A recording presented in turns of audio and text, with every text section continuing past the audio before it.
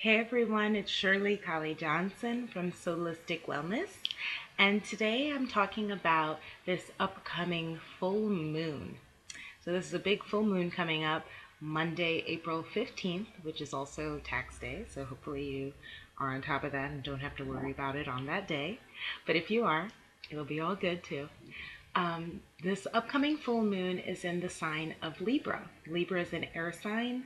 Libra represents both business and romantic relationships, harmony, the ability to relate to other people. So, a reflection of how we relate to ourselves, and that then becomes how we relate to other people and relationships, as well as beauty and a variety of arts.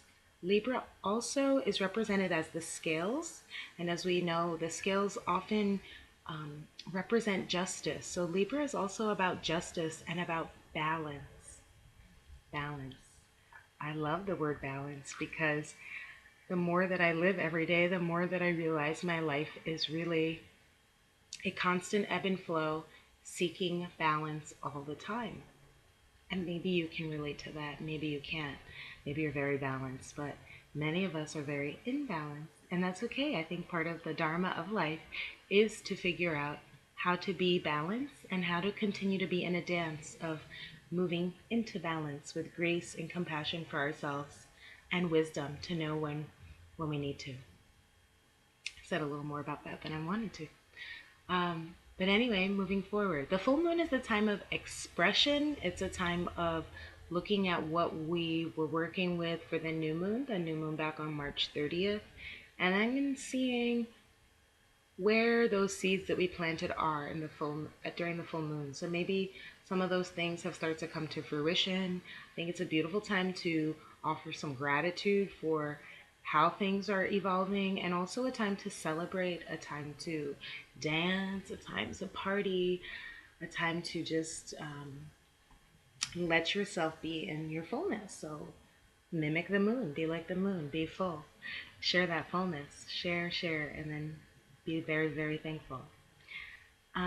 We also, so this the other part of this full moon is that it will also be a lunar eclipse, and the lunar eclipse is when the Earth casts a shadow on the moon. So from some parts of the world, we might even see less of the moon um, than we would during an eclipse. But during a full moon eclipse. Eclipses are all about change. Change. Another thing life is about change. So for some of us, it might be change in relationships, it might be change in how we relate to ourselves, and therefore how we relate in relationships, or it may just be bowing to how things are unfolding or refolding themselves during this time. Very often, people get very worried about some of these terms in astrology. We get worried about the full moon, we get worried about the eclipse, we get worried about the cardinal grand cross. And I don't come from a belief of fear based astrology. I come from a belief of choice centered astrology, as well as divine guidance astrology.